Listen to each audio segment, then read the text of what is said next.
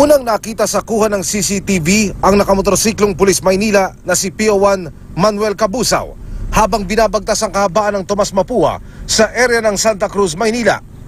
Isang lalaking nakamotorsiklo rin ang makikitang nakabuntot kay PO1 Cabusaw.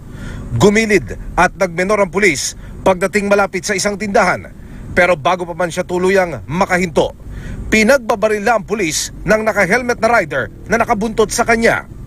Pagtumba ng pulis sa kalsada, muli siyang pinaputokan ng gunman saka humarurot patungo sa area ng Fugoso bago lumiko pa rekto. Naiwang nakandusay at hindi na naitakbo sa pagamutan si PO1 Cabusaw na naka-assign sa MPD Pandacan Police Station No. 10. Lukali ka dito, nandito yung mga anak ko nyo! Tagaroon lang ang pulis na biktima kaya madaling na ipagbigay alam sa kanyang pamilya ang nangyari. Lukali ka na! Ano ba?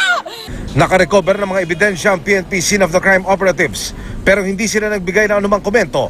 Gayon din ang homicide investigator sa kaso. Tanging ang may-ari ng tindahan na bibilhan sana ng pulis ang nagbigay ng pahayag sa amin. May narinig akong putok. Unang putok, sumilip ako sa bintana. Pangatlong putok, takbo na kami pababa. Ngayon sabi ng tindera ko, ate-ate may binaril. Ngayon hindi niya alam kung sino. Pagsilip ko, naku si Unyok pala. Inaalam ngayon ng MPD ang motibo sa pagpatay kay PO1 Cabusaw na ayon sa kanyang mga kapitbahay ay mabait naman at walang kaaway. Emil Sumangil, GMA News.